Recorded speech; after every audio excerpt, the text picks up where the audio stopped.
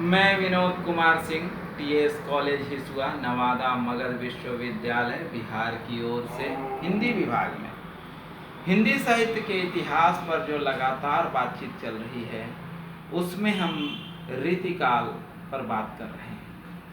आप देखेंगे कि हिंदी साहित्य के इतिहास में 3 कालों में इसको विभाजित किया गया।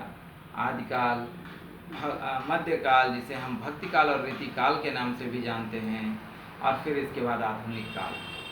अभी हम लोग बीच के मेडिवल हिंदी के इतिहास पे, यानी कि मध्यकाल के पूर्व मध्यकाल पर बातचीत कर चुके हैं, जिसका नाम भक्तिकाल है, और अब हम उत्तर मध्यकाल, जिसका नाम रीतिकाल है, उस पर बातचीत जारी किए हुए हैं। आज तक की बातचीत में काव्यों का वर्गीकरण, नामकरण तथा रीतिकाल की विशेष बिंदुओं पर बातचीत कर चुके हैं।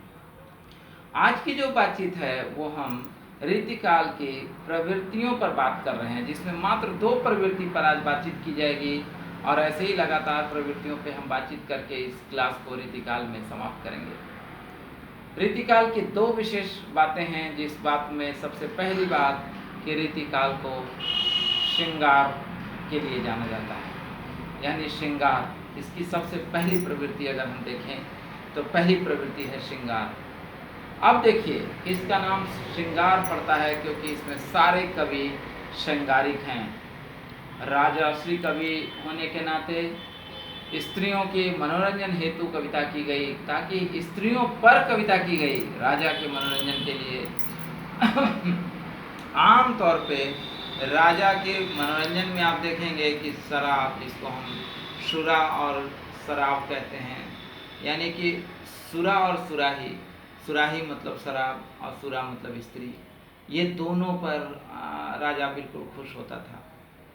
शराब का सेवन करता था, सुरापान करता था, और शबाब का सेवन करता था। अर्थात ये समय जो चल रहा था रीतिकाल का, वो कबाब, शबाब और शराब का था। आप देखेंगे कि कबाब यानी कि बहुत अच्छे गर्म, जिसको हम कहते हैं तपोगुण वाले भोजन पर हम सब थे, यानी हम सब का मतलब उस समय के राजा। और इसके बाद आप देखेंगे कि कबाब के बाद शबाब था। शबाब माने स्त्रियां, मनोरंजन के साधन, जिसको कि स्त्रियों को बनाया गया। और तब आप पाएंगे कि इसके पश्चात जो था वो शराब, फिर अंत में शराब का सेवन होता था। राजा ऐसा करने के बाद उसे मनोरंजन चाहिए था, और मनोरंजन के लिए श्रृंगारिक कविता न हो तो फिर मनोरंजन कैसे होगा। कटकटी कटीला है, यानी कि कमर की जो पतली कमर लचक जा रही है। और फिर पद्माकर जैसे कवि को तो आप भूल नहीं सकते, आप बिहारी को नहीं भूल सकते, पद्माकर को नहीं, देव को नहीं। बहुत बड़े बड़े रचनाकार केवल राजाश्री मनोरंजन के लिए लगे रहे। आप देखेंगे कि श्रृंगार में स्त्रियों के नाखून से लेकर, यानी नख शिक वर्णन, नाखून से लेकर शिक, यहाँ चोटी तक का वर्णन होता था, और एक एक अंग का वर्णन किया जा रहा था। और उन अंगों के वर्णन में राजा प्रसन्न होकर असरफियाँ, हाथी, घोड़े, जमीन इत्यादि दान में देता था। और एक समय था भक्तिकाल का, जहाँ का कवि कह रहा था कि मोको कहाँ सिकरीसो काम, आवत जात पनहिया टूटी, बिसर गए हो हरिनाम।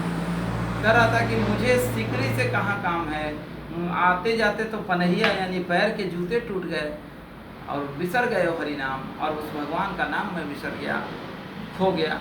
इसलिए ऐसे जगह हमें जाने की कोई आवश्यकता नहीं है। और वही रीतिकाल में लोग कह रहे थे कि राजा जो मान ले वही सही है, यानी राजा के मनोरंजन और उसके उत्साह का केंद्र बनाया गया श्रृंगार को, और उस श्रृंगार के लिए स्त्री को केंद्र बिंदु में रखा गया, और फिर स्त्रियां को एक तरह से विलासिता के केंद्र में लाया गया, जिसमें काम भावना बहुत व्याप्त था। हर एक स्त्री को काम के नज़र से देखा जा रहा था। उसके सौंदर्य मतलब बाह्य अंग का सौंदर्यता पर कविता हो रही थी। सौंदर्य उसके दिलों से नहीं लिया जा रहा था, प्रेम का कोई मकसद नहीं था सिवाय मनोरंजन के। तो ये था श्रृंगार। और दूसरा वीरता। इन रीतिकाल में जब आप देखते हैं तो वीर कवियों की भी अपनी महत्ता रही है, जिसमें दीनदयाल, भूषण, छत्रसाल, ऐसे बड़े बड़े कवि वीरता को लेकर कविता करते हुए नजर आते हैं। इंद्र जिमि जम्ब पर बाढ़ सुअम्ब पर रघुकुल राज है, ये शिवाजी के लिए कविता की गई भूषण के द्वारा। कहा गया कि इतने बड़े इंद्र के लोक में भी आपसे बड़ा राजा कोई नहीं। इतने बड़े महिमा मंडन कवि का करना ये केवल रीतिकाल के लिए ही संभव था, क्योंकि उस वक्त के कवि इस तरह की कविता करके राजा को प्रसन्न करते थे, उन्हें उत्साहित करते थे। छत्रसाल की भी अपनी भूमिका रही है, जिसमें कटी है कटियाला है, कटीला है तनाव रे, मतलब कि युद्ध के मैदान में कविता की जा रही है। इस तरह की कविता युद्ध से भरा हुआ, दीनदयाल को आप नहीं भूल सकते।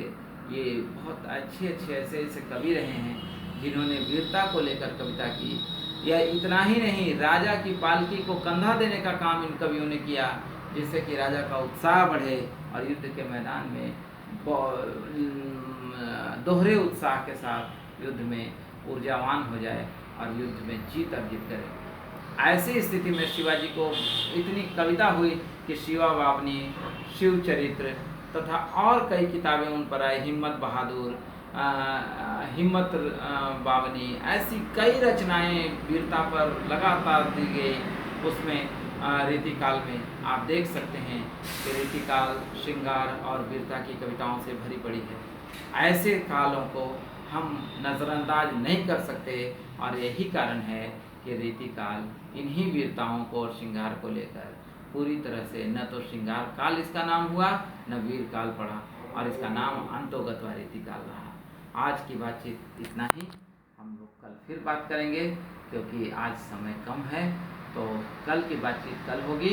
आज के लिए इतना ही रखें और इसको पढ़ें, समझें और कुछ किताबों का अध्ययन करें, जैसे डॉक्टर नगेंद्र की किताब रीतिकाल की भूमिका निश्चित रूप से पढ़ें, निश्चित रूप से, ताकि रीतिकाल पूरी तरह से आपको कंप्लीट हो।